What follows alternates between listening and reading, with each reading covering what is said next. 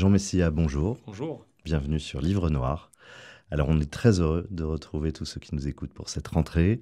J'espère que vous avez tous passé un excellent été, que vous avez profité de ces vacances pour vous reposer, pour lire, pour vous cultiver, vous préparer aux combats à venir. Nous, en tout cas, on a beaucoup travaillé. Livre Noir a de grandes choses à vous annoncer dans les semaines qui viennent. Et en attendant, nous reprenons nos habitudes avec une citation pour commencer cet entretien. Jean Messia, c'est Beaumarchais, c'est, il me semble, le mariage de Figaro. Pourvu que je ne parle ni de l'autorité, ni de la politique, ni de la morale, ni des gens en place, ni de l'opéra, ni des autres spectacles, je puis tout imprimer librement, sous la direction néanmoins de 2 ou 3 censeurs. Qu'est-ce que vous évoque cette citation, Jean Messia, vous qui justement avez été censuré cet été par le réseau social Twitter? Écoutez, je pense que comme disait, je vous répondrai par une autre citation de Goethe, qui disait les faits de l'histoire ne sont jamais totalement analogues, mais sont souvent homologues. On est effectivement dans une période où la liberté d'expression est compliquée, où toute forme de dissidence, toute forme d'idée qui n'entre pas dans le cadre fixé par l'idéologie dominante, c'est-à-dire l'idéologie gaucho-progressiste, est immédiatement étiquetée haineuse et traitée comme telle, c'est-à-dire disqualifiée et bâillonnée. Voilà où nous en sommes. J'avais cru comprendre, peut-être à tort, peut-être un peu naïvement, qu'en France, la liberté d'expression était encadrée par la loi et que seule la loi pouvait dire ce qu'on avait le droit d'exprimer ou de ne pas exprimer. Eh bien, je pense que comme l'État, ou en tout cas la chose publique, a délégué énormément de choses à la sphère privée, sur le plan économique, ça n'a dérangé personne, sur le plan européen, ça n'a dérangé personne, et aujourd'hui, c'est comme si finalement l'État, ou en tout cas la sphère publique, la chose publique, déléguait également la liberté d'expression, le cadre de la liberté d'expression à des opérateurs privés qui décident, comme bon leur semble, qui a le droit de parler et qu'est-ce qu'on a le droit de dire. Et je m'étonne d'ailleurs qu'il n'y ait pas eu tant de réactions que cela à mon éviction. Je rappelle quand même que j'avais 165 000 abonnés sur Twitter, que mon compte était un de ceux qui faisait le plus d'interactions, à la fois en retweet, en commentaire, en like, etc. Et je n'ai pas vu beaucoup de belles âmes qui sont promptes à se mobiliser lorsqu'ils estiment que leur propre liberté d'expression est menacée, se mobiliser pour dénoncer cette censure incroyable. Donc, alors, pour rentrer dans les détails, évidemment, on va me dire, oui, mais Twitter, vous avez déjà, comment dirais-je, averti, prévenu à plusieurs reprises, puisque votre compte avait été limité, etc. Je rappelle quand même que pour limiter un compte ou pour le suspendre pendant plusieurs jours, il suffit de plusieurs centaines de personnes, de trolls notamment, qui signalent abusivement et massivement un tweet, pour que automatiquement les robots et les algorithmes, parce que ces réseaux sociaux sont quand même gérés par cela, eh bien, verrouillent votre compte sur la base des informations qu'ils reçoivent, moyennant quoi toutes les suspensions que m'a infligé le réseau social Twitter ont été levées dans les 48 heures quand j'ai gueulé à la télé ou ailleurs, et ils se sont rendus compte qu'il y avait bien une erreur. Donc, ce qui m'étonne, si vous voulez, c'est que ces gens sont injoignables. Sur Twitter, ils sont injoignables. Cyril Hanouna a mis 48 heures, et ses équipes, pour essayer d'avoir un responsable de Twitter pour venir s'exprimer et s'expliquer sur le plateau de Touche pas à mon poste, ils n'ont pas réussi. Alors que c'est une émission où il y a entre 1,5 et 2 millions de personnes devant leur télévision tous les soirs. Donc quand on pense que ces gens-là ont la liberté d'expression dans leurs mains, quand on pense qu'ils gèrent finalement la communication de dizaines et de dizaines de millions de personnes à travers le monde, et qu'eux-mêmes ne communiquent avec personne et ne communiquent rien, c'est quand même un retour, je ne vais pas dire aux heures les plus sombres, comme parlent de détracteurs, mais en tout cas à des heures qui ne sont pas très sympas. Alors, on va reparler de cette privatisation de la censure, finalement. Avant cela, d'abord, j'aimerais remercier nos abonnés, puisque nous attendions 90 000 abonnés à ce jour. Donc, bravo pour votre mobilisation. Continuez à vous abonner, bien sûr, et puis à nous faire découvrir à vos amis et vos familles. Nous avons, comme je le disais, de très grandes annonces à vous faire à la fin du mois. Soyez patients.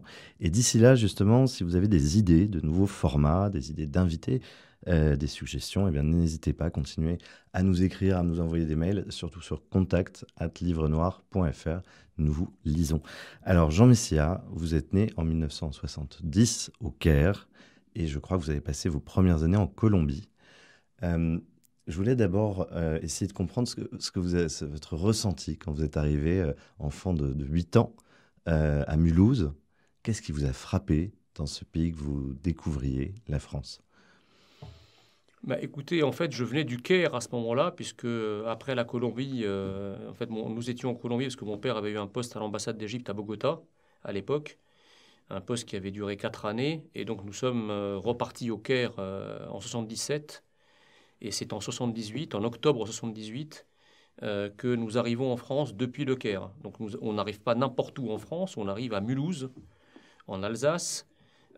Parce que ma mère, à l'époque, avait été boursière du ministère de l'Enseignement supérieur français pour rédiger une thèse en chimie macromoléculaire dont la spécialité ne se faisait qu'à l'université de Haute-Alsace. Je ne cache pas que j'aurais préféré qu'elle ait une spécialité en chimie un peu plus, comment dirais-je, reconnue, ou en tout cas qui nous aurait permis d'arriver à Paris. Mais là, bon, c'est Mulhouse. Même si j'étais très content de l'Alsace, parce que ce qui m'a frappé à l'époque, c'est ces deux choses que je n'ai pas trouvées en fait dans mon enfance, dans les premières années de mon enfance. C'est la propreté des espaces publics, et deux, le silence. Et ça, je dois dire qu'une ville qui est à la fois propre et silencieuse, c'était quelque chose qui était tout à fait nouveau pour moi. Et puis également, un peu peut-être par écologie avant l'heure, la pureté de l'atmosphère. L'atmosphère est respirable en France. Ce qu'il ne faut pas oublier que dans les grandes mégalopoles mondiales, dont le Caire par exemple, ou Bogota, l'atmosphère est irrespirable. Et ça se sent, je veux dire, physiquement vous le sentez. Là, on a l'impression que l'atmosphère est ouverte. C'est comme si, je sais pas, c'est vraiment un sentiment de bien-être en réalité. Donc moi, j'ai un a priori plutôt positif quand j'arrive, parce que c'est un vrai dépaysement, c'est quelque chose de totalement nouveau par rapport à ce que j'ai pu connaître, pas seulement, je dirais, comment dirais-je, dans les interactions humaines, parce qu'évidemment, on y parle une langue, le français, qui n'était pas ni ma langue maternelle, ni une langue que je parlais à l'époque. Je ne parle pas un mot de français quand j'arrive. Et puis l'Alsace, c'est particulier, c'est-à-dire que l'Alsace, les Alsaciens, c'est un peuple extraordinaire, c'est-à-dire que ce sont des gens qui, évidemment, n'ont pas la proximité que peuvent avoir les Méditerranéens. Ils mettent un certain temps avant de vous adopter, mais quand ils vous adoptent, c'est pour la vie. Et je peux vous donner une petite anecdote, c'est que la maîtresse d'école qui m'a appris à parler le français, qui s'appelait à l'époque Mademoiselle Koenig, eh bien, je suis encore aujourd'hui en contact avec elle. C'est une vieille dame. Je l'ai eue au téléphone il y a à peu près 2 mois. Donc, vous voyez, c'est des relations qui sont durables. Donc, moi, je conserve un profond attachement sentimental avec l'Alsace. Et en fait, j'ai parlé français avec l'accent alsacien pendant très longtemps, avant d'acquérir l'accent parisien. Donc voilà. Et je pense que... Alors, ce qui m'a frappé, si vous voulez, c'est que quand je suis revenu à Mulhouse, en Alsace, sur les traces de mon enfance, dans le quartier où j'avais grandi, le quartier avait totalement changé de visage. C'est-à-dire que moi, à l'époque, j'étais avec des petits Français de souche. J'étais avec des Thierry, des Christophe, des Hélène, des Juliette, des Pierre. Et quand je suis retourné, quand j'ai regardé sur les boîtes aux lettres des immeubles où j'ai habité, eh bien, c'était beaucoup de noms à consonance étrangère, dont beaucoup de Turcs, de consonances turques. Bon, le quartier, je ne vais pas mentir, le quartier est toujours très calme, hein, c'est pas de ce côté-là, mais il y a véritablement un changement. Quand je suis allé sur le marché du Canal Couvert, qui est l'un des marchés centraux de Mulhouse, à mon époque, si vous voulez, c'était pratiquement la même population que des marchés au cœur de Paris. Or, aujourd'hui, c'est des marchés qui sont enfin, que j'ai à peine reconnus, en fait. C'est-à-dire que c'est des marchés où on ne se sent plus en France. Donc, le visage de la ville a changé. Quand je suis arrivé en 78, jamais on voyait le moindre voile dans la rue, par exemple. La ville s'est recouverte de voiles. Vous ne pouvez pas tourner le regard dans un sens ou dans un autre sans voir des femmes voilées. Voilà. Donc, ça fait partie, si vous voulez, de ces territoires. Je crois qu'on parle beaucoup de l'effet démographique, de l'effet de l'immigration depuis le rapport de France Stratégie il y a quelques jours, mais Jérôme Fourquet en parlait déjà, enfin depuis un certain nombre d'années, mais ça, c'est pas simplement des vues de l'esprit, c'est pas simplement des théories qu'on couche par écrit sur des rapports. Ça a une réalité visible à l'œil nu. Il faut vraiment être aveugle, pas plus aveugle que celui qui veut pas voir, quoi. On avait reçu d'ailleurs sur ce fauteuil Claire Coach qui nous avait parlé de cette expérience. Elle vient aussi de Mulhouse. Ah, d'accord. Elle a grandi pas dans le même quartier que vous, mais effectivement, elle racontait comment, par exemple, la parabole, l'irruption de la parabole dans ces quartiers avait finalement réintroduit, en l'occurrence, elle est d'origine turque, la Turquie dans les foyers et les avait complètement détachés de la culture française. Et vous, Jean Messia, vous avez décidé, vous êtes né Hossam. Oui. Vous avez décidé de changer de prénom, comme Claire Coach d'ailleurs, à l'âge de 20 ans. Est-ce que vous pensez que si un petit Hossam était né aujourd'hui à Mulhouse, est-ce qu'il aurait lui aussi envie de changer de prénom à 20 ans? Qu'est-ce qui vous a mené à l'identité française finalement? Et est-ce que c'est aussi parce qu'il s'agissait d'un environnement encore protégé, j'allais dire très traditionnel au sens de la culture française, voilà, c'est ça qui vous a permis d'avoir envie de France? Mais vous savez, fut un temps, quand un immigré arrivait en France, il brûlait ses vaisseaux. C'est-à-dire qu'il était sur la terre de France. Et en fait, c'était une assimilation à la hussarde, quoi. C'était vraiment assimile-toi ou alors pars. Pourquoi? Vous avez parlé de la parabole. Bien sûr, à l'époque, il n'y avait pas de moyens technologiques pour rester en contact avec son pays d'origine. Je peux vous dire d'autres exemples. Je me souviens que mes parents, pour rappeler l'Égypte à l'époque où il y avait encore leur famille, ils commandaient auprès du bureau de PTT local l'appel international 24 heures avant. Et c'était 100 francs les 3 minutes. C'était une fortune. Donc vous pensez bien qu'on ne pouvait pas les appeler tous les jours. Il n'y avait pas de contact tous les jours.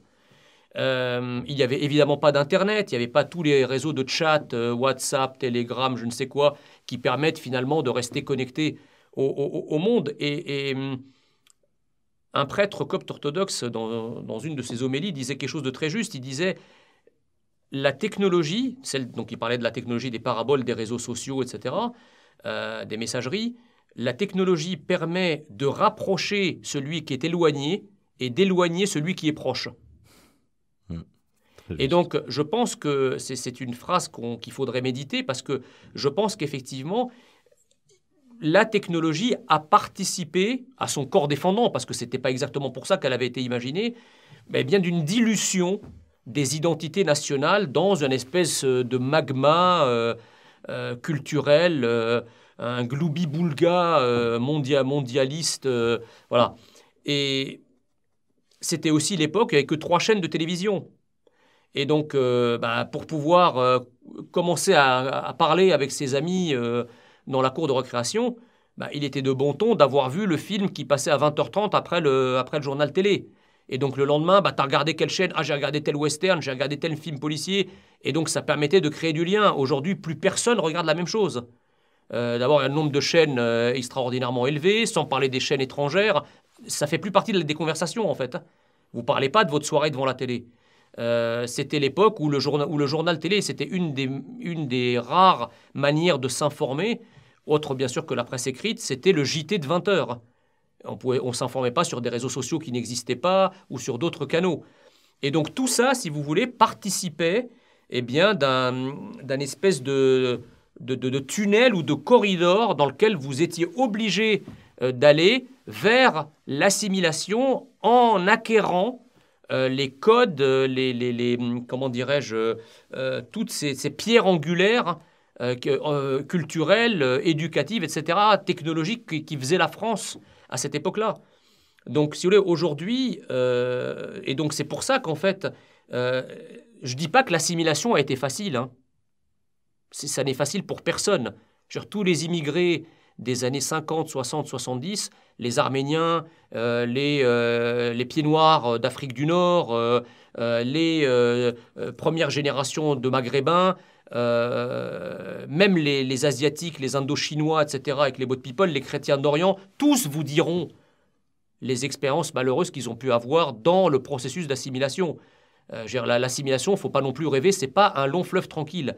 Quand je suis arrivé en France, je ne suis pas arrivé dans un pays hostile non plus, d'accord? Mais un pays exigeant, un pays dont le message c'était fais ce que tu peux pour nous ressembler et nous te traiterons comme l'un des nôtres. C'était en gros le message, l'espèce de contrat tacite que la France avait avec les immigrés, les individus immigrés de l'époque.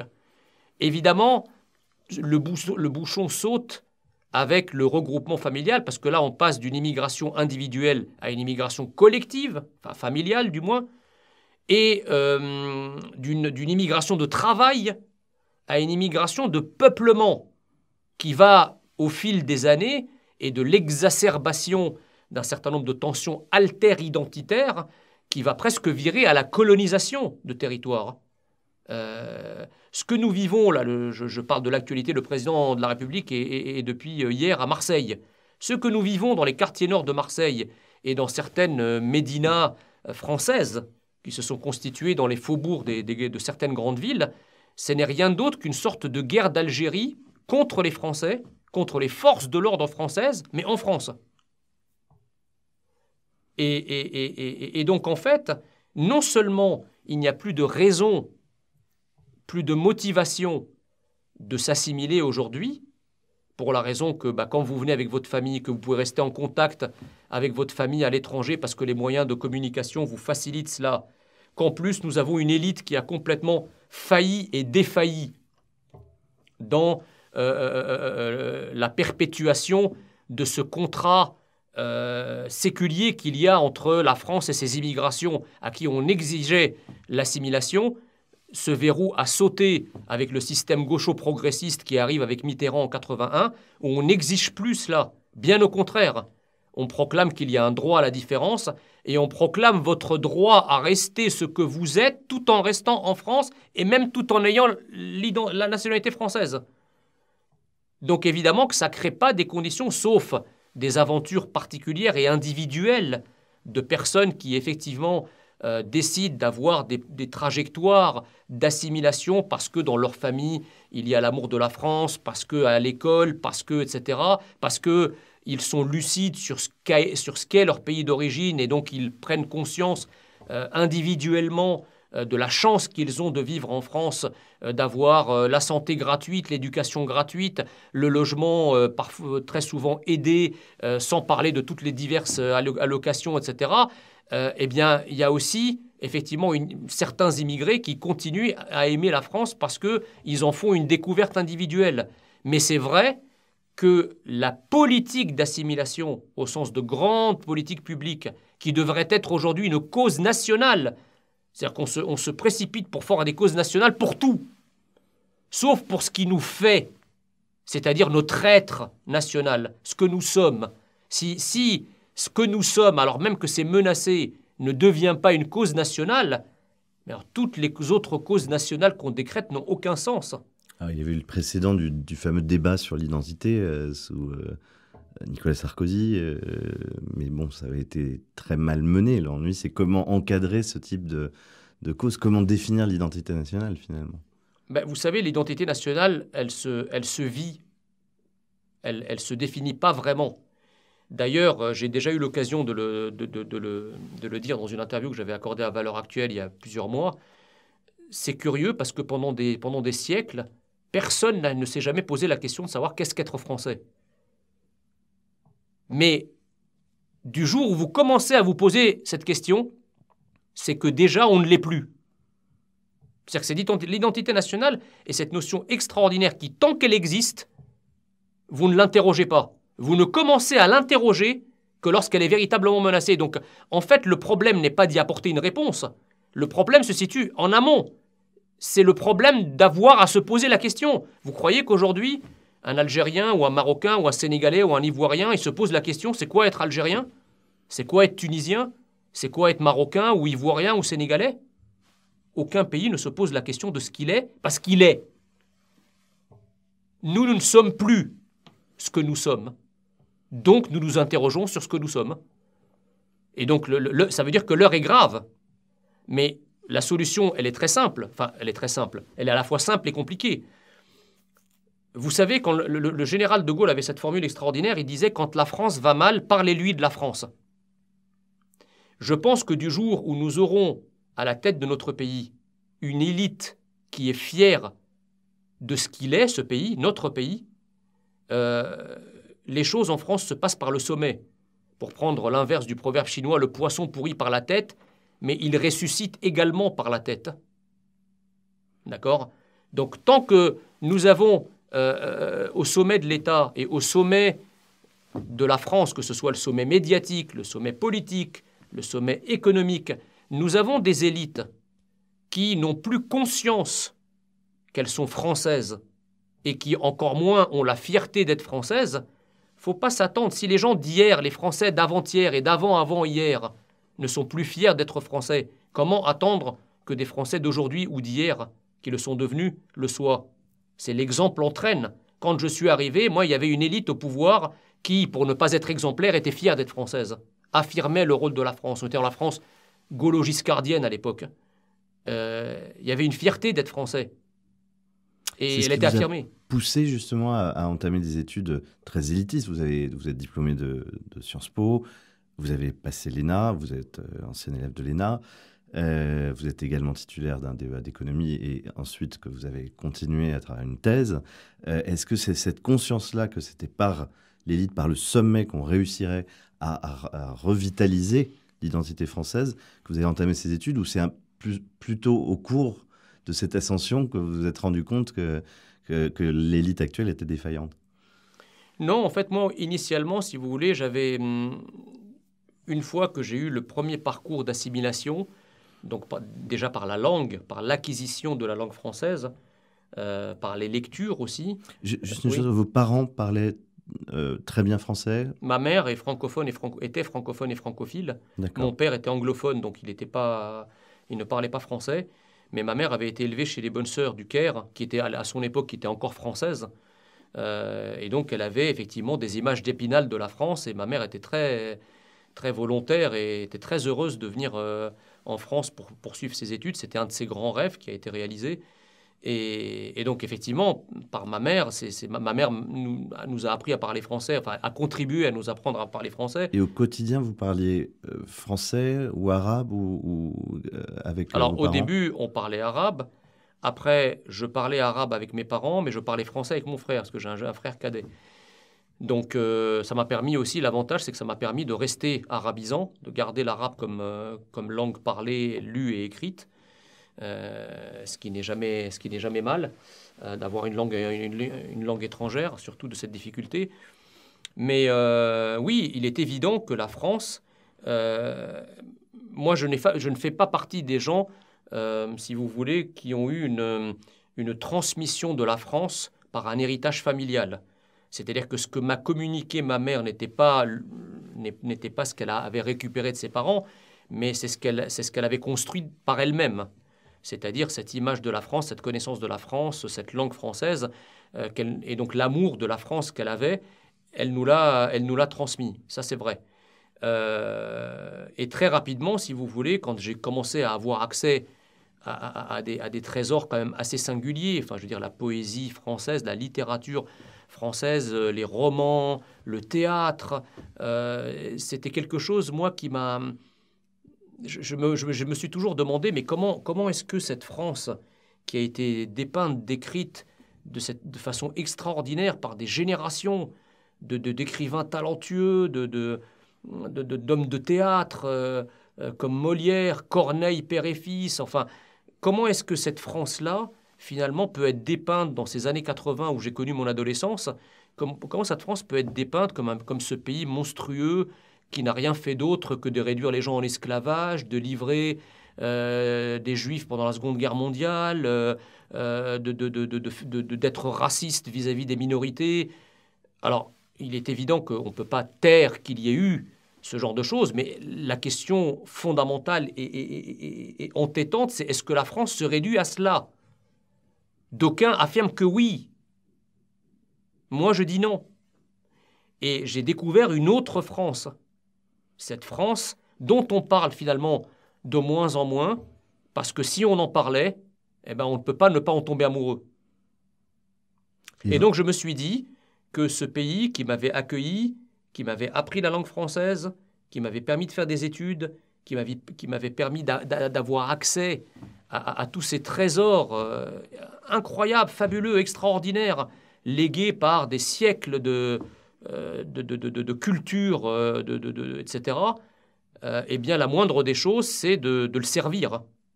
Donc, pour répondre à votre question, effectivement, quand j'ai commencé à faire des études d'économie, je me suis spécialisé en macroéconomie des finances publiques.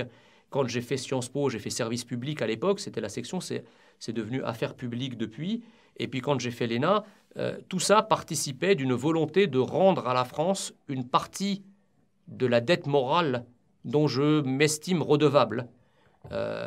Et puis évidemment, le message que je porte aujourd'hui en tant qu'homme public, il est relativement simple. C'est-à-dire, en fait, là, pour parler un peu de manière un petit peu pompeuse et prétentieuse, la France, c'est moi.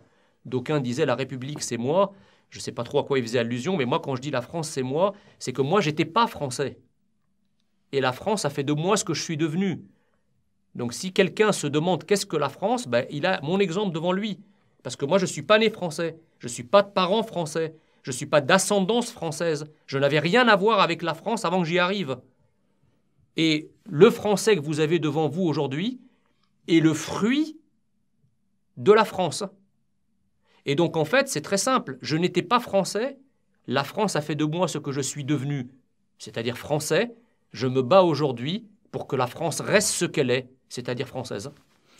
Votre frère a le même amour pour la France. Est-ce qu'il y a une différence de ce point de vue entre vous deux? Non, non, non. Comment vous l'expliquez? Non, mon frère a le même amour. Alors, on ne partage pas toujours les mêmes idées et surtout la manière de les défendre, mais mon frère aime profondément la France. Mon frère aime profondément la France. Mon frère est très attaché à l'identité chrétienne d'Orient, à l'identité copte. Mais effectivement, il est aussi très amoureux de la France. Vous savez, beaucoup me disent « Ah oui, mais toi, tu te crois français, tu te crois plus français que les autres. Pourquoi tu défends la France comme ça? Tu veux être plus royaliste que le roi. Mais où sont tes racines? Où est ton identité d'origine? Pourquoi t'en parles jamais ?» En fait, c'est très simple. C'est que moi, j'ai pas honte du tout d'être né égyptien. Je veux dire, l'Égypte est une grande civilisation. Je suis, en plus, en tant que copte, je suis un des héritiers de la civilisation pharaonique. Donc, il n'y a pas vraiment à en rougir, puisque l'Égypte est une passion française, en plus. C'est quand même la France qui a révélé l'Égypte au monde avec les voyages de Napoléon, etc. C'est un Français qui a découvert les secrets de l'hiéroglyphe, Champollion, oui. etc., etc. Donc, je n'ai pas du tout à rougir de ça. Simplement, pourquoi sacraliser ses origines? C'est-à-dire que moi, oui, il m'arrive de parler arabe. Oui, il m'arrive de manger égyptien. Oui, quand je vais chez mes parents, je fête mes fêtes religieuses coptes. Les coptes orthodoxes ont leur Noël avec les Russes, le 7 janvier par exemple. On a Pâques aussi qui est décalé. On a des traditions culinaires à l'occasion de ces fêtes. On a des messes à des heures particulières aussi. Mais ça pose aucun problème dès lors que ce que je suis, je ne l'impose pas à la France. Je le mets pas sur l'espace public. Je n'ai pas monté une association, par exemple, pour réclamer d'avoir le droit de toute une communauté de fêter Noël le 7 janvier et d'avoir un jour férié à cette occasion. C'est-à-dire qu'il y a en France depuis des décennies, sinon des siècles, quelque chose qui s'appelle la discrétion religieuse et la discrétion identitaire. C'est-à-dire que dans l'espace public, quand vous êtes français, vous vous comportez comme un Français. Vous n'emmerdez pas le peuple historique avec vos particularismes, avec vos communautarismes, avec vos spécificités. Vos spécificités, vos particularismes sont tout à fait respectables, mais ils relèvent de la sphère privée.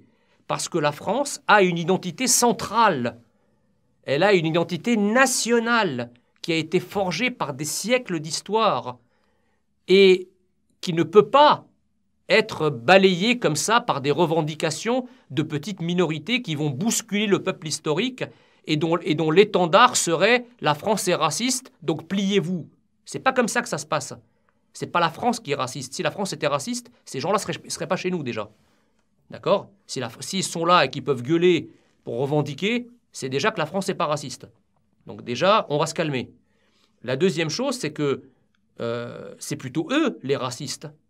Parce que s'ils veulent rester ce qu'ils sont, c'est que ce qu'est la France les dérange. Parce qu'à la vérité, si on vient dans un pays pour rester ce qu'on est, ben, il vaut mieux rester ce qu'on est chez soi. C'est quand même plus simple.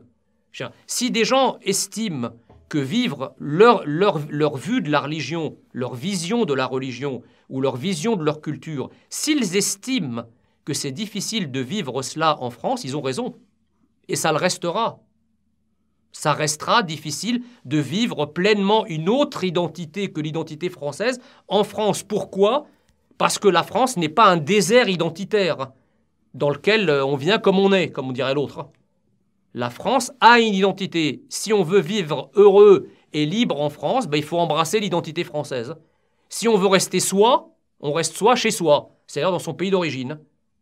C'est aussi simple que ça. Moi, si je n'ai pas envie de vivre comme un Marocain, ou comme un Algérien, ou comme un Tunisien, ben, je ne vais pas aller vivre au Maroc, en Tunisie ou en Algérie. Je ne peux pas aller vivre au Maroc en demandant aux Marocains de vivre, eux, comme le Français que je suis. Vous imaginez le culot ? Et vous imaginez la réaction de ces sociétés-là si c'était le cas ? Donc quand on vient dans un pays, et encore pire, quand on en acquiert la nationalité, eh bien il faut devenir un citoyen identitaire de ce pays au sens de l'identité. C'est-à-dire il ne faut pas simplement prendre le papier administratif, parce qu'encore une fois, ce qu'on vous délivre à cette occasion, c'est une carte nationale d'identité. Ce n'est pas simplement une carte. Ce n'est pas un abonnement à un club sportif. C'est une carte nationale d'identité. Dans cette carte, il y a une nation qui s'appelle la France. Et il y a l'identité de cette nation qui est l'identité nationale. Donc, ou on prend les trois de manière consubstantielle, ou on prend rien. Mais on ne peut pas choisir. Je rebondis sur ce que vous disiez. Alors, je ne parle pas arabe, moi. Mais j'ai vu, vous aviez été, oui, je le regrette, mais effectivement, vous le disiez, c'est une langue très difficile apparemment. Vous aviez été interrogé sur une télévision arabophone, je ne suis pas sûr qu'elle était égyptienne. Alors, c'était un sous-titre, mais est-ce qu'il était bon ou non ? Vous disiez que l'islam était compatible avec la République française, si mon souvenir est bon. Est-ce que c'était une erreur de traduction ? Est-ce que votre position a évolué ? Puisque depuis, vous êtes plutôt inscrit en faux par rapport à la position de Marine Le Pen, justement. Non, sur, je n'ai jamais prétendu que l'islam était compatible avec la République. Ce que j'ai dit dans cette interview, qui de mémoire était une interview que j'avais accordée à une chaîne, me semble-t-il, tunisienne, non, c'était qatarienne, pas... je crois, ou saoudienne. Saoudienne. Ce que j'y ai dit, c'est que l'islam ne se confond pas avec le terrorisme.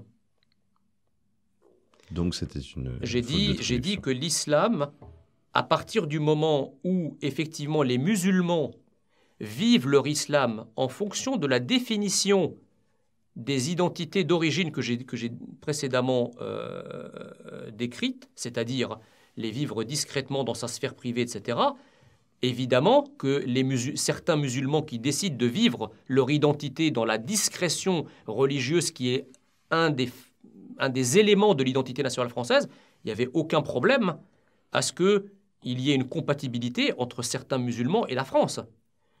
Mais l'islam en tant que matrice politico-religieuse, elle est évidemment incompatible avec la République. Pourquoi ? Parce qu'elle est incompatible avec la France.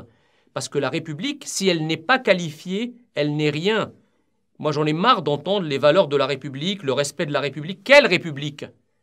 Faut-il rappeler à ces gens qui parlent des valeurs de la République, à ces gauchos progressistes qui n'ont que les valeurs de la République à la bouche, que cette République, elle est française. C'est un peuple, à un moment donné de son histoire, le peuple français, qui a construit cette République qui est française. C'est d'ailleurs parce que le peuple français est en train de changer qu'il y a des attaques contre la République du même nom. Comprenez? Si aujourd'hui on parle des valeurs de la République, par exemple, pourquoi la laïcité est menacée? Pourquoi l'égalité homme-femme est menacée? C'est parce que, par certains endroits, le peuple n'est plus français. Et donc, par certains endroits, la République n'est plus française. Comprenez? Donc, moi je dis que les musulmans, de manière individuelle, s'ils adoptent une forme de pratique religieuse qui est équivalente à ce que pratiquent les catholiques, à ce que pratiquent les juifs, etc., il n'y a pas de problème. Si l'islam ne se voit pas dans l'espace public, si les gens ne se voilent pas, s'il n'y a pas de provocation communautariste qui bouscule le peuple historique au jour le jour, il n'y a absolument aucun problème. Vous avez beaucoup de musulmans qui ne sont pas dans une démarche de conquête. Ceux contre qui il faut se battre, ce sont ceux qui sont dans une démarche de conquête ethno-culturelle de notre pays. Il y a des gens en France, des congrégations, des minorités qui rêvent effectivement que leur combat fasse de la France un pays musulman dans 20 ans, 30 ans, 50 ans, 100 ans. Et ces gens-là, on ne peut pas les laisser faire.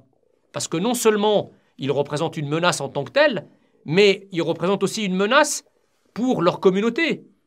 C'est-à-dire qu'ils risquent d'entraîner dans cette folie des gens qui n'ont rien à y faire, notamment des jeunes, et ils risquent surtout de jeter le discrédit sur l'ensemble de leur communauté. Donc, ce n'est pas nous qui faisons des amalgames en disant cela. Si à chaque fois qu'on critique les radicaux, les musulmans radicaux, on nous accuse finalement de critiquer l'ensemble des musulmans, c'est ceux qui nous accusent de ça qui font des amalgames. Parce qu'eux-mêmes n'ont pas le courage de couper l'islam de sa frange radicale. Or, c'est exactement ce que nous ambitionnons de faire. Nous ne voulons pas d'un islam radical majoritaire en France. Et pour ça, à chaque fois qu'il y a des manifestations de radicalité, il faut les stigmatiser, les pointer du doigt et les mettre hors d'état de nuire pour protéger la France, mais pour protéger aussi les musulmans. Pourquoi avoir choisi le Front National à l'époque? C'était en 2014, votre première...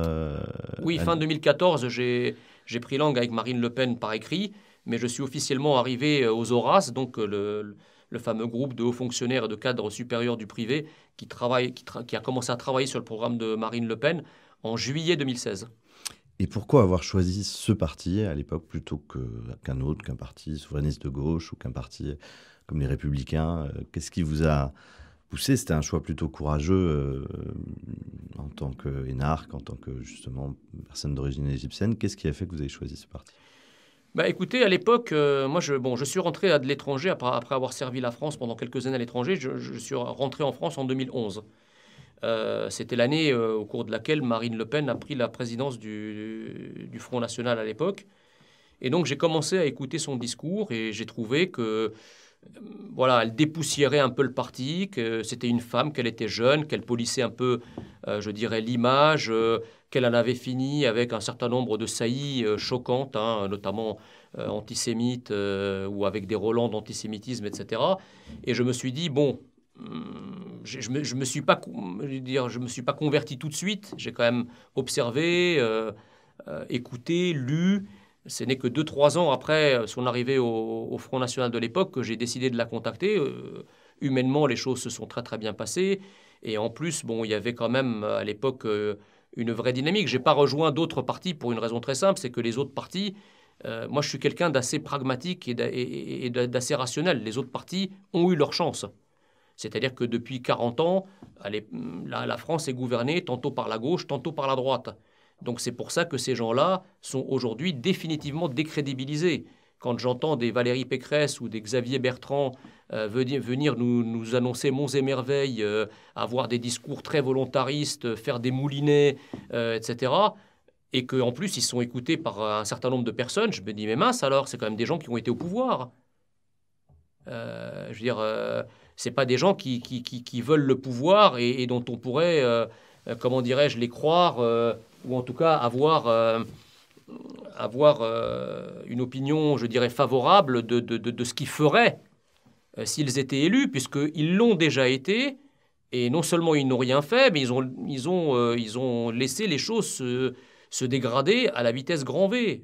Donc Je ne pouvais pas rejoindre, pour des raisons juste de conviction personnelle, je ne pouvais pas rejoindre un parti qui avait été associé au pouvoir. Parce que pour moi, il a eu sa chance, il aurait pu changer. Donc les promesses que ces gens-là ont faites par le passé et qu'ils n'ont pas tenues une fois qu'ils ont été élus, combien de fois il faut que les Français soient cocufiés pour finir par comprendre que ces gens ne feront rien pour eux. Voilà. Alors il y a toujours l'élan d'espoir avant l'élection, où là vous avez des discours à faire pleurer dans les chaumières et à vous hérisser le poil. Et puis une fois qu'ils sont au pouvoir, comme dirait l'autre, le Karcher devient Kouchner. Hein. Donc voilà, donc moi j'ai rejoint le Rassemblement national parce que c'était effectivement un parti qui n'avait jamais été au pouvoir, qui n'a jamais donc été associé à ce fiasco français qui est la situation dans laquelle se trouve la France aujourd'hui. Et je me suis dit qu'il y avait peut-être quelque chose à faire de ce côté-là. Bon, voilà. Donc vous avez quitté le Front National, devenu Rassemblement National, en 2020. Après coup, quelles étaient les forces et les faiblesses de ce parti? Voilà, quel serait le bilan que vous pourriez tirer de ces années? Écoutez, la force de ce parti, c'est qu'il y a indéniablement un socle électoral solide, un réseau de militants, d'adhérents, de sympathisants qui est fortement attaché à la marque Front National, Rassemblement National et à l'étiquette Le Pen. Pourquoi? Je le précise d'ailleurs, on vous voit beaucoup sur les plateaux de télévision, bien sûr, Cyril Hanouna, Pascal Praud, mais il me semble qu'à l'époque du Rassemblement National, vous étiez très souvent sur le terrain. Vous êtes parmi les responsables de ce parti qui alliaient le plus dans les différentes fédérations aux quatre coins de la France. Oui, parce qu'en fait, j'ai passé énormément de temps sur le terrain. Et d'ailleurs, ça a été concomitant avec ma montée en puissance médiatique. C'est-à-dire, j'étais sur les plateaux pendant la semaine et le week-end, très souvent, j'étais sur le terrain à la rencontre des militants et des adhérents. Donc c'est un parti que je connais très très bien, dont je connais énormément de personnes individuellement.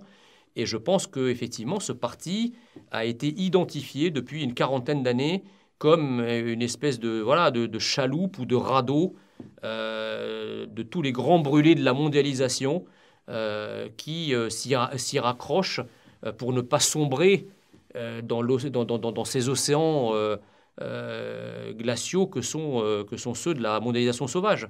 Voilà, et donc effectivement, il y a un attachement viscéral, un attachement affectif, presque épidermique au parti, à ses figures tutélaires, etc.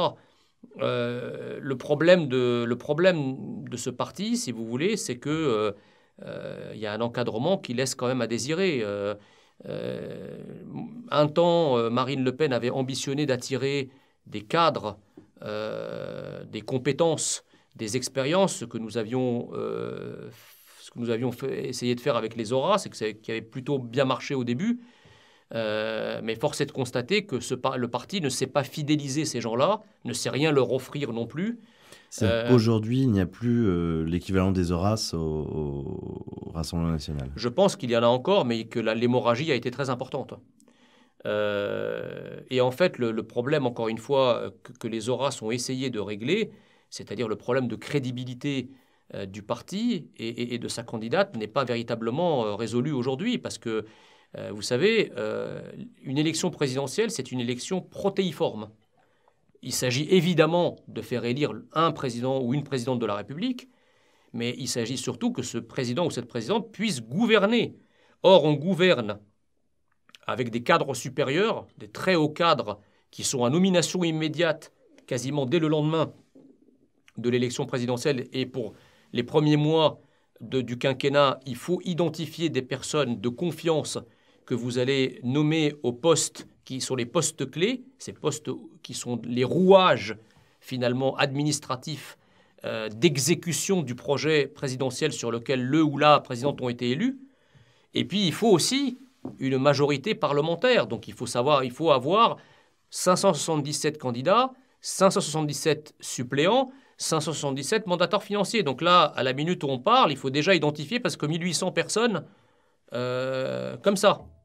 Sans parler de 1500 postes à nomination immédiate ou quasi immédiate, on est en train de parler de 3000 personnes en fait. Est-ce qu'aujourd'hui, à l'heure où on parle, le Rassemblement national a ces 3000 personnes? La réponse est clairement non. Et alors, qu'il ne les ait pas, à la limite, ça ne pose pas de problème. Mais il ne fait rien pour les avoir. Et notamment les compétences administratives qui sont indispensables. Pourquoi? Parce que je pense qu'il y a un groupe autour de la présidente qui rechigne à ce que des nouvelles figures et des nouvelles têtes arrivent au sein du parti, parce qu'ils considèrent que finalement le parti, c'est un gâteau dont la taille ne va jamais évoluer. Et ce gâteau, bien, il y a déjà des parts qui sont attribuées aux uns et aux autres. Donc évidemment, si quelqu'un d'extérieur arrive, personne n'a envie de laisser un bout de sa part.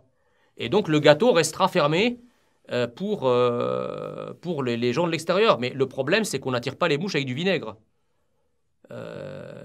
Quand on s'engage dans un parti politique, et c'est ce que j'ai eu l'occasion de dire verbalement à Marine Le Pen, quand moi je me suis engagé au Rassemblement national, ce n'était pas pour devenir une bête de télé. Alors, il se trouve qu'aujourd'hui je suis devenu un homme de médias, mais ce n'était quand même pas au départ l'objectif premier. Quand on s'engage dans un parti politique, c'est aussi pour avoir l'onction du suffrage, pour pouvoir se voir accorder une investiture, etc. Donc, comme d'une élection sur l'autre, à chaque fois que je demandais justement à enfin entrer dans le monde politique pour être un homme politique, parce qu'on ne devient un homme politique que lorsqu'on est élu. Sinon, vous n'êtes qu'un homme public. C'est-à-dire, vous avez une vie publique, mais vous n'êtes pas un homme politique dans la mesure où vous n'êtes pas élu et vous n'avez pas de... Or, l'engagement dans un parti politique, il ne saurait ni se réduire à une activité médiatique, ni se réduire non plus à une sorte de rôle d'apparatchik ou de cadre du parti.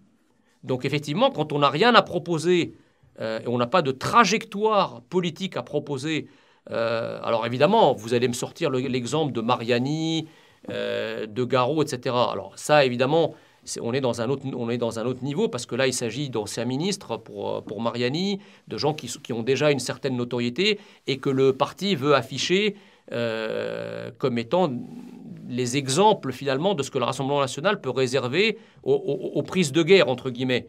Mais ça, c'est l'arbre qui cache la forêt. C'est-à-dire que pour un Mariani, il y a des dizaines de Jean Messia. C'est-à-dire de gens qui ont envoyé des CV, qui veulent travailler, etc., mais à qui on ne veut rien et on n'a rien à proposer. Donc, effectivement, il y a une sorte de...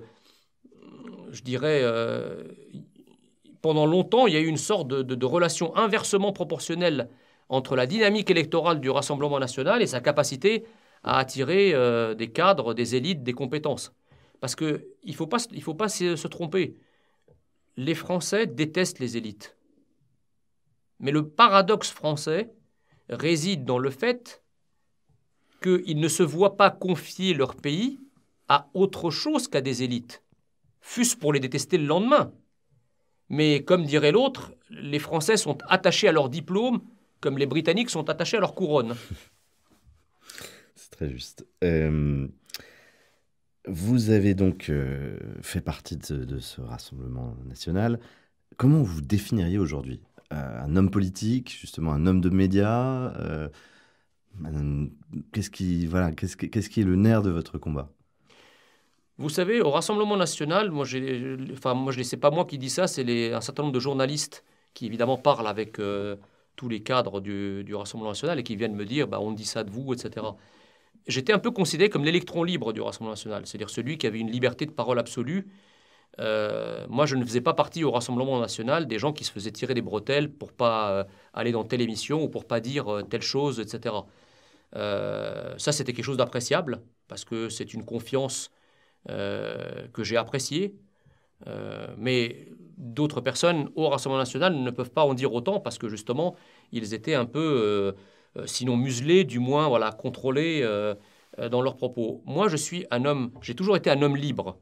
Même dans mon engagement au Rassemblement national, je suis quelqu'un qui est connu pour dire ce qu'il pense et le dire comme il pense, comme il le pense. Et donc, on m'aime ou on m'aime pas, mais au moins, personne n'a de surprise avec moi. Ce que je vous dis, c'est quelque chose que je pense. Et je suis quelqu'un qui est authentique avec les gens. Et donc, je pense, en plus, pour avoir eu le témoignage depuis de dizaines de milliers de Français, sinon des centaines de milliers de Français, le témoignage qui me revient souvent, c'est « vous dites les choses telles qu'on a envie de les dire et avec la manière qu'on aurait envie de la dire. Et donc je pense que ce pourquoi je suis dans les médias, c'est qu'en fait, vous avez des Français qui savent pertinemment de quoi je parle. Et en fait, cette remarque me vient de ma première expérience médiatique où je me suis retrouvé sur un plateau à l'occasion de l'élection présidentielle, puisque en fait, j'avais été coordinateur du projet présidentiel pour Marine 2017. Et donc j'avais commencé mes premiers plateaux avec cette étiquette. Et je m'étais fait démonter sur le plateau, à la fois par mes détracteurs, mais aussi par le journaliste. Et quand je suis sorti du plateau, je me suis dit, ben, c'est fini, j'ai été très mauvais.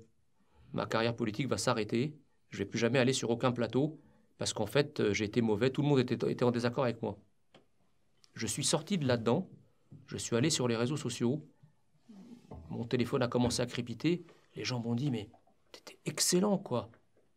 Tu leur es rentré dans l'art, tu t'es pas laissé faire, t'as dit ce que tu pensais, c'était formidable. Et c'est là où j'ai compris à quel point le climat qui peut régner sur les plateaux télé est en réalité un microclimat. C'est-à-dire il y a ce qui se dit et il y a le consensus qu'il y a sur le plateau télé et il y a ce que pensent des dizaines de millions de Français. Et quand on parle d'une fracture entre le peuple et les élites, ça fait partie de l'un de ces corollaires de cette fracture. La fracture entre le microclimat médiatique et le véritable climat qui règne dans la France d'aujourd'hui. Vous voyez ? Donc, aujourd'hui, moi, je continue à dire ce que je pense. Je continuerai à le faire. Et je pense que pour beaucoup de Français, c'est une voix. Je suis une voix. Alors, certes, je ne suis plus dans un parti politique, mais peut-être que parce que je ne suis plus dans un parti politique, je n'ai plus de discours partisan à proprement parler. Peut-être aussi que des gens qui sont rebutés par toute forme d'engagement partisan, eh bien, cette étiquette partisane étant tombée, eh bien, ça permet de toucher beaucoup plus de personnes. Je le vois très bien quand j'ai lancé l'Institut Apollon. On va en parler. L'Institut Apollon, c'est un think tank, c'est un quel Voilà, c'est un cercle de réflexion, je vais en dire un mot après, mais quand j'ai lancé l'Institut Apollon, j'ai fait évidemment, bon, pour la faire courte, l'Institut Apollon, c'est un cercle de réflexion qui a vocation à travailler sur l'infrastructure, à la fois humaine et programmatique, du camp national en vue de l'alternance de 2022. C'est-à-dire qu'en fait, nous travaillons sur un projet présidentiel qui peut, le cas échéant, être livré clé en main ou être livré en pièces détachées pour le candidat du camp national, mais aussi l'infrastructure humaine, toutes ces centaines de personnes dont on va avoir besoin au lendemain de l'élection du président de la République, et c'est un travail que personne ne fait. Nous avons beaucoup avancé là-dessus, et quand nous avons fait des appels à CV, quand j'ai fait des appels à CV sur LinkedIn, sur les réseaux sociaux, etc., j'ai été extrêmement surpris de voir un afflux de plusieurs centaines de CV de gens CSP+, avec de grosses expériences, et j'ai été encore plus surpris de voir la proportion de personnes CSP+, provenant de la diversité. C'est là, en fait, où le diplôme est aussi un facteur presque discriminant. C'est-à-dire que vous avez beaucoup de personnes issues de la diversité qui sont CSP+, qui partagent exactement ma vision de la France. Sachant que, effectivement, ceux qui ont fait moins d'études, très souvent, se retrouvent dans le camp gaucho-progressiste de détestation de la France, etc. Et donc l'Institut Apollon, voilà, met en place tout ce dont aura besoin et un candidat à la présidence et ultérieurement un président de la République du camp national. Et vous-même, il vous arrive de songer à vous présenter à l'élection présidentielle ? Écoutez, dans la vie, il ne faut jamais rien exclure. Moi, comme je me tiens à la disposition de mon pays, au jour d'aujourd'hui, si vous voulez, les conditions ne sont pas réunies. C'est avec beaucoup de motivation et d'allant que je soutiendrai tout le camp national dans son ensemble. L'Institut Apollon est un institut apolitique dans le sens où nous sommes affiliés à aucun parti politique, mais nous nous situons, un peu comme l'Institut Montaigne se situe du côté des progressistes, nous nous situons du côté du camp national ou du camp de la France pour parler de manière claire. Donc, pour l'instant, il y a des candidatures beaucoup plus en vue. Donc, il n'y a pas de raison d'y penser. Voilà. Mais voilà, on ne sait pas ce que la vie peut nous apporter. Et en tout état de cause, je servirai toujours la France à la passe à laquelle mon pays décidera de me mettre. Robert Ménard a annoncé qu'il souhaitait donc faire discuter Marine Le Pen et Éric Zemmour. Est-ce que vous pensez que c'est une bonne chose que ces deux personnalités échangent ou est-ce que ça ne mènera à rien? Non, vous savez, moi je crois beaucoup dans les vertus de l'échange. Je veux dire, si j'y croyais pas, je passerais pas ma vie à essayer de défendre mes idées sur les plateaux de télévision. Donc c'est toujours, il en ressort toujours quelque chose. Je veux dire, le frottement de cervelle, comme le disait Montaigne, est toujours quelque chose de très intéressant, de très constructif. Et là, ça le sera encore plus parce que il y a des similitudes. Voilà, entre ce que peut penser Marine Le Pen et ce que peut penser Éric Zemmour, ils ont naturellement des zones grises. Ils diffèrent sur beaucoup d'autres choses, mais ils ont des zones grises. Mais moi, ce que je regrette, c'est que d'après ce que j'entends, hein, mais ça restera à confirmer, ce débat ne serait pas sous les projecteurs. C'est une déclaration d'Emmanuel Ménard à BFM TV aujourd'hui. Moi, je regrette que ce ne soit pas le cas. Parce que pourquoi est-ce que le camp national, finalement, le camp de la France, serait le seul camp où les postulants ou les futurs postulants ou les futurs candidats ne débattraient pas entre eux? Alors sans qu'il y ait de primaire ou quoi que ce soit, parce que je suis un peu contre les primaires de manière générale, et puis bon, le moins qu'on puisse dire, c'est que les partis qui les ont organisés, ça leur a pas réussi. Mais je serais pour que le débat soit filmé, que les Français prennent conscience, d'abord parce que c'est toujours, lorsque vous avez Marine Le Pen et Éric Zemmour qui débattent devant des millions de Français, c'est aussi une façon de faire avancer nos idées. Parce que je pense qu'ils sont tous les deux aussi convaincants l'un que l'autre, et parce que ça permet aussi d'avoir le quart d'heure français, si je puis me permettre cette allusion, à la télé, à une heure de grande écoute. Donc c'est jamais mal, c'est jamais, rien que pour ça. Et après, ça permet aussi de tester la température de l'envie des proches, des partisans du camp de la France, du camp national, en faveur de l'un ou l'autre des candidats. Je veux dire, quand on n'a rien à craindre et qu'on est sûr de son coup, vous savez, moi, je n'ai jamais refusé un débat. Jamais. Alors, ce n'était pas un débat présidentiel, mais je ne risquerais pas de le refuser non plus, a fortiori. Mais même des débats, les premières fois où je suis allé sur le plateau de Cyril Hanouna, mais j'en ai pris plein la gueule. Et vous avez des tas de personnes qui m'ont dit « Mais qu'est-ce que vous allez foutre là-bas? Pourquoi vous allez sur ce plateau qui vous est hostile ?» Moi, j'estime que quand on a des convictions, et qui plus est quand on se prétend national et patriote, on ne se carapate jamais. Voilà.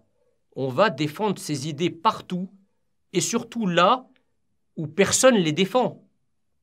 Donc, de toute façon, le principe d'aller débattre avec quelqu'un, même qui a une pensée antipodique à la vôtre, vous ne pouvez pas, parce que c'est une pensée antipodique, prétexter cela pour vous débiner.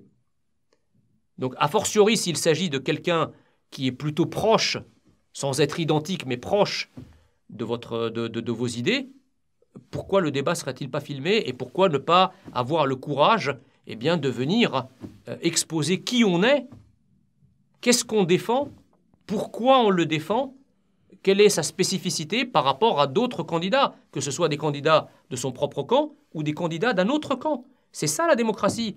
On ne peut pas se plaindre en permanence d'un recul de la démocratie et refuser un débat public. Ça n'a pas de sens. Vous le rappeliez, vous avez été coordinateur du programme de Marine Le Pen en 2017. Je le disais aussi, vous êtes docteur en économie. Est-ce que, dans le cadre d'un programme national, qu'il soit celui d'Éric Zemmour ou de Marine Le Pen, ou le vôtre d'ailleurs, qu'est-ce que vous auriez amendé du programme de 2017 sur le plan économique? Et peut-être plus simplement, quelles seraient les mesures principales, les premières mesures que vous prendriez si vous aviez le pouvoir? Écoutez, je pense que axer la campagne présidentielle de 2017 sur une sortie de l'euro a été une erreur gravissime et sans doute fatale. Beaucoup plus que le débat et tout ce qu'on a pu reprocher à Marine Le Pen par la suite. On parle aussi beaucoup de la retraite à 60 ans. Alors, juste, j'allais y venir. Mais déjà, en 2017, lorsque vous aviez une dynamique, après que tout ce que nous dénoncions depuis des dizaines d'années, en termes sécuritaires, en termes migratoires, c'est réalisé dans ces attentats abjects de 2015 qui ont fait des centaines de morts et des centaines d'autres blessés parmi les Français. Il y a eu ensuite la séquence de 2016, avec juin 2016, le vote du Brexit, novembre 2016, l'arrivée de Donald Trump. Je veux dire, on était porté par les événements, on était porté par une dynamique à la fois nationale et internationale. Et au lieu d'axer la campagne présidentielle sur la question sécuritaire et identitaire, on a préféré poursuivre les lubies anti-identitaires d'un certain nombre de cadres de l'époque du parti. On a préféré axer la campagne sur un point très technique que même des gens qui ont fait des études doctorales sur cette question dont je suis peinent à mesurer l'étendue de la complexité. On a préféré axer la campagne présidentielle là-dessus. Mais en fait, moi, à un moment, dans une des réunions, j'ai dit c'est très simple. Il s'agit d'une campagne électorale. C'est-à-dire qu'il faut toucher les électeurs. Si on sort dans la rue, là, maintenant, on sort tous ensemble dans la rue, et j'arrête un passant au hasard, et je lui dis, est-ce que pour vous, l'euro est un danger ? Il va vous dire, mais pourquoi c'est un danger ? Vous allez lui dire, oui, c'est un danger parce que ça a provoqué de l'inflation, etc. Il va dire, oui, mais ça y est, c'est passé. Maintenant, vous allez commencer à lui dire quoi pour le convaincre ? Vous allez commencer à lui parler de Target 2, de tous les critères que met en place la Banque Centrale Européenne, de lui parler de l'assouplissement quantitatif, le quantitative easing. Vous croyez que l'électeur lambda que vous allez arrêter dans la rue, il va comprendre ça ? Vous allez lui expliquer en 2 temps 3 mouvements que la zone monétaire européenne n'est pas une zone monétaire optimale au sens de Mundell et que donc il va falloir en sortir sinon on se casse la figure.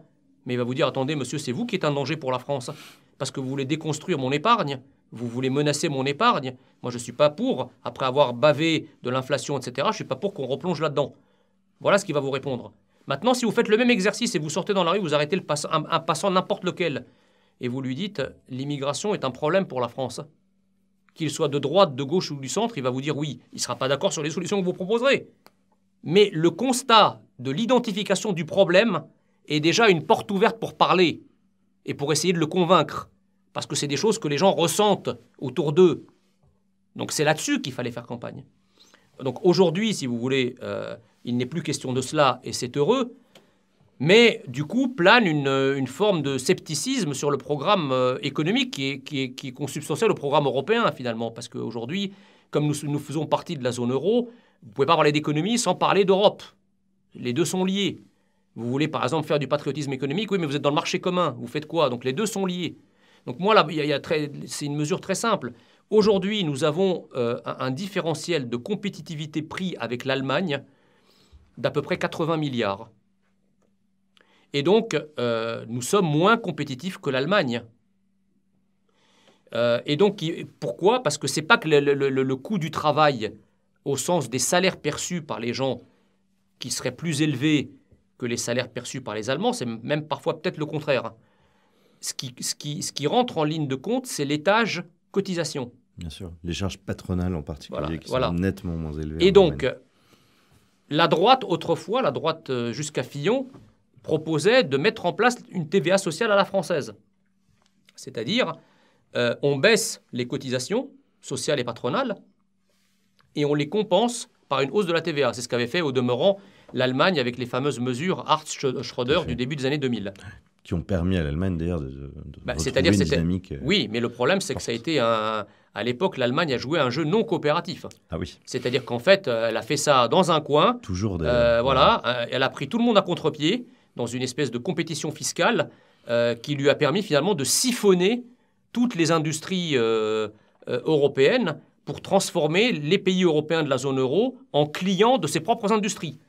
C'est pour ça qu'on constate des excédents commerciaux faramineux qui dépassent les 250 milliards d'euros pour l'Allemagne, quand nous avons nous-mêmes un déficit endémique de plusieurs dizaines de milliards chaque année.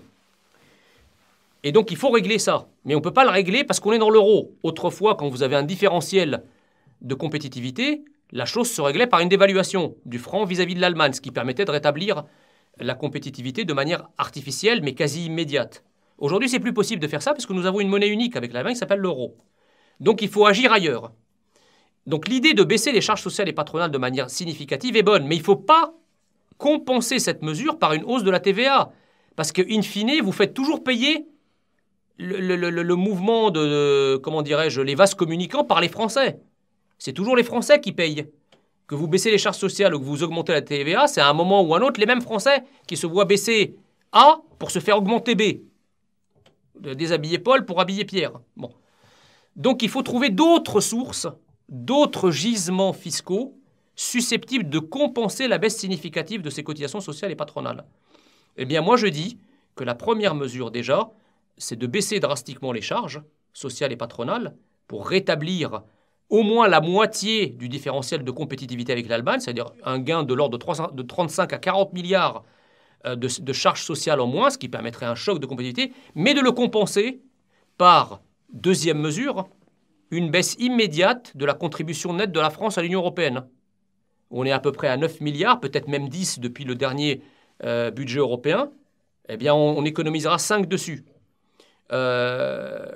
Imposer une cotisation aux importations en provenance de pays qui nous infligent des déficits commerciaux abyssaux.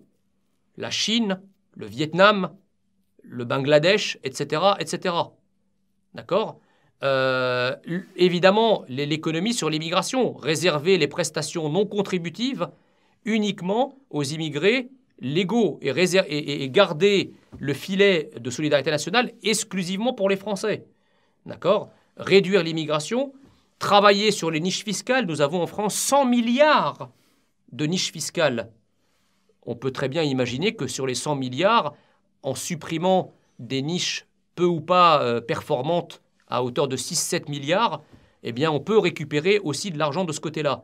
Et j'invite vos téléspectateurs à regarder mon blog, donc jean.messia@overblog, eh bien un article que j'ai rédigé qui s'intitule « Sortir du piège de l'euro sans sortir de l'euro », où toutes ces mesures sont détaillées, et notamment le rétablissement d'une grande partie de notre différentiel de compétitivité pris avec l'Allemagne à travers tout un tas de mesures, mais tout un tas de mesures qui font payer ceux qui pillent la France. Ce n'est pas aux Français de payer la baisse des cotisations. Parce que ce qu'il faut comprendre, c'est qu'il faut les compenser. Pourquoi ? Parce que les Français doivent savoir que les cotisations sociales et patronales, ce sont ces gisements fiscaux qui financent notre modèle social, la sécurité sociale en particulier. Donc de deux choses l'une, soit on baisse drastiquement le niveau des cotisations sociales et patronales, mais en baissant de manière proportionnée les bénéfices et les privilèges de l'État-providence, soit si on veut garder les mêmes privilèges de l'État-providence, les mêmes bénéfices, à ce moment-là, il faut compenser la baisse des charges sociales et patronales par d'autres gisements fiscaux. Et moi, je propose de faire payer ceux qui pillent la France. Très bien. Vous avez d'autres mesures en tête éventuellement ? Je pensais, vous êtes passionné, vous avez commencé. Alors oui, la retraite, pardon. Évidemment, moi, le projet de la retraite à 60 ans avec 40 annuités, il ne tient pas la route. Il ne tient pas la route parce que l'idée est belle, sauf qu'elle est inapplicable. D'abord parce que pour pouvoir bénéficier d'une retraite à 60 ans avec 40 annuités, il faut avoir commencé à bosser à 20 ans. Qui aujourd'hui commence à bosser à 20 ans ? Très peu de monde, parce que les études sont de plus en plus longues, parce que vous avez aussi dans votre parcours professionnel des périodes de chômage de plus en plus longues. Donc en réalité, faire 40 annuités pleines en commençant à bosser à 20 ans, c'est un cas de figure qui reste quand même assez exceptionnel. Donc c'est un peu une hypocrisie. Mais le pire de ça, c'est que cette mesure va coûter près de 20 milliards d'euros. Or, vu les besoins de la France dans d'autres domaines, le domaine de la sécurité, le domaine de la justice, on n'a pas besoin de consacrer autant d'argent à une mesure qui reste avant tout une mesure cosmétique. En revanche, je ne suis pas non plus pour l'augmentation, je dirais, par palier, le recul par palier de l'âge de la retraite. Parce qu'on est passé à 61 ans et demi, puis à 62, puis depuis la réforme, on est régi aujourd'hui par la réforme Touraine, qui fixe la retraite à 62 ans et demi. Ben moi, je propose qu'on s'arrête là. Parce que l'idée qui consiste à dire « Ah oui, mais on vit de plus en plus longtemps, donc il faut travailler de plus en plus », ce n'est pas ma conception non plus de la vie. Parce qu'à un moment, quel que soit d'ailleurs le métier que vous faites, et a fortiori si vous avez fait un métier pénible et ennuyeux pendant toute votre vie parce que c'était votre gagne-pain, on n'a pas vocation à bosser jusqu'au dernier jour de sa vie. À un moment, dans la vie d'un être humain, eh bien, il faut s'arrêter, surtout sur ses vieux jours, pour pouvoir commencer un peu à s'occuper de sa famille, de soi, de ce qu'on aime, à plein temps, je dirais. Donc, et de faire des loisirs, etc. Donc moi, je ne suis pas favorable à ce qu'on continue à reculer l'âge de la retraite, parce qu'aujourd'hui, on nous dit 64 ans, mais alors c'est quoi 64, puis 67, puis un jour peut-être 70, on s'arrête quand? Donc à un moment, il faut arrêter le curseur. Je pense que 62 ans et demi, c'est tout à fait raisonnable pour je crois, une moyenne d'âge des hommes... une espérance de vie des hommes, des hommes en France à 74 ans, et je crois que les femmes, ouais. c'est à 78 ou quelque chose comme ça. Ça veut dire qu'il vous reste une douzaine d'années en moyenne. Donc moi, je pense que c'est raisonnable d'en rester là, de laisser la réforme Touraine et de ne plus toucher au système de retraite. Les plateaux télé, votre meilleur souvenir, le plus émouvant peut-être, ou le plus marquant? Bah, écoutez, un de mes meilleurs souvenirs, ça a été mon débat avec Yacine Bellatar, qui totalise sur YouTube plus de 2 millions de vues, parce que c'est à cette occasion que j'ai pu en fait démontrer à quel point les soi-disant antiracistes, qu'ils soient d'ailleurs de gauche ou issus des minorités ou les deux, étaient en fait du racisme déguisé. C'est-à-dire que lorsque vous arrivez sur un plateau et que vous commencez à entamer le débat sur l'identité de la France, et que votre détracteur, connu pour être un proche de Macron, connu pour être un turiféraire du vivre ensemble, de la société de brassage, de la société créolisée et de ses bienfaits, vous dit vous avez une tête de chameau, et qu'il se cache derrière l'humour pour vous dire ça, c'est bizarre parce que quand effectivement Christiane Taubira avait elle aussi été animalisée, personne n'avait trouvé ça drôle, et l'auteur de cette animalisation avait écopé d'une peine de prison, enfin, ou d'une peine ou d'une amende. De la même façon que lorsque Jean-Marie Le Pen avait animalisé le président de SOS Racisme dans les années 90, en le traitant de zébu, il avait également été condamné. Là, bizarrement, tout le monde s'est esclaffé. Tout le monde a trouvé ça très drôle. Donc c'est là où on démontre qu'en fait, l'antiracisme n'est que le cache-sexe du véritable et unique racisme qui existe dans la société. Vous savez, ce racisme qui consiste à voir les individus non pas en fonction de l'identité qu'ils affichent, mais en fonction de leur couleur de peau ou de leurs origines. Cette racialisation à l'extrême de la société qui est effectivement portée par les soi-disant antiracistes, eh bien, cette racialisation, c'est du racisme. Et d'ailleurs, vous voyez bien à travers un certain nombre d'exemples, on vous dit, par exemple, un des exemples, parce que vous me parlez des plateaux, un jour, il y a un responsable d'un parti politique de gauche, je crois que c'était un PS, qui me disait, mais quand je parlais du lien entre délinquance et violence et immigration, et certaines immigrations, il me dit, mais comment pouvez-vous faire ce lien alors même qu'il n'existe aucune statistique ethnique? Vous avez des chiffres? Je lui dis, mais attendez, monsieur, c'est pas vous qui écumez les plateaux télé en parlant de discrimination au logement et au travail des minorités? Mais qu'est-ce qui vous permet de dire ça? Vous avez les statistiques? C'est bizarre. On ne parle que, effectivement, de Noirs au pluriel et d'Arabes au pluriel, uniquement quand il s'agit de démontrer qu'ils sont discriminés par une France raciste. Mais dès lors qu'il s'agit de pointer des phénomènes un peu moins glorieux auxquels ces mêmes minorités sont associées, là, c'est un débat interdit. D'autant qu'il existe en réalité plusieurs sources statistiques parfaitement officielles, ne serait-ce que sur la nationalité, Mais parce qu'on la commence à en population parler. carcérale, exactement, et puis la comparaison avec Mm. des pays qui la pratiquent. Donc, Mais en fait, on utilise en miroir exactement les mêmes techniques que celles utilisées par les parangons des discriminations. qu'est-ce qui vous donne encore de... Ah non, je pensais à une chose d'ailleurs, les gens qui s'abattent sur vous là pendant ces émissions, parfois avec beaucoup de violence, est-ce que ce sont des gens qui peuvent être tout à fait charmants et courtois juste avant d'entrer sur le plateau? Oui. À quel point on est dans le jeu de théâtre pour que les gens qui nous écoutent C'est le pas. savent? Alors, je dirais pas que c'est un jeu de théâtre parce que je pense que il y a de vraies convictions et donc de vraies passions qui s'affrontent sur le plateau. Mais effectivement, avant le plateau et après le plateau, l'atmosphère est conviviale parce que et c'est là où je me dis quand même, nous avons de la chance de vivre dans un pays comme la France où la démocratie est à ce point mature qu'on peut se déchirer sur les idées mais garder un respect républicain avant et après le débat. Pour terminer, Jean Messia, qu'est-ce qui vous donne encore de l'espoir dans ce pays quand vous regardez, voilà, quand vous voyagez, quand vous allez à la rencontre des Français, quand vous êtes sur le plateau, quand vous débattez, voilà, qu'est-ce qui vous permet de continuer vos combats? Ben, vous savez, moi je garde en tête une phrase de Bernanos que j'aime beaucoup, enfin, et que j'ai un peu transformée, mais Bernanos disait l'espérance est un risque à courir. Moi je dis l'espérance est un risque qui vaut la peine d'être couru. Et pour compléter par une autre citation du général de Gaulle qui disait les combats qu'on est sûr de perdre sont ceux que l'on ne mène pas. C'est sûr que engager un combat n'a jamais été une garantie pour le gagner. Mais ne rien faire, c'est une garantie de perdre. Donc il faut se battre. Et j'invite tous les Français qui nous écoutent sur ce support eh bien, à se lever et à défendre leur pays parce que la France est une grande et belle cause qui mérite d'être défendue. Eh bien, merci, Jean Messia.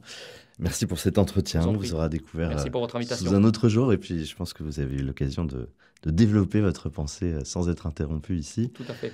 C'est l'un de nos objectifs. Continuez à nous suivre, vous tous qui êtes à l'écoute jusqu'à maintenant. Merci à tous. N'oubliez pas que nous sommes aussi disponibles en podcast, donc sur Spotify, Apple Podcast et Deezer. Voilà. Donc surtout, n'hésitez pas à utiliser tous les supports possibles pour nous diffuser. Je vous souhaite un très bon dimanche de rentrée. Courage à tous pour ce début d'année. Et puis, on se retrouve la semaine prochaine. À très bientôt.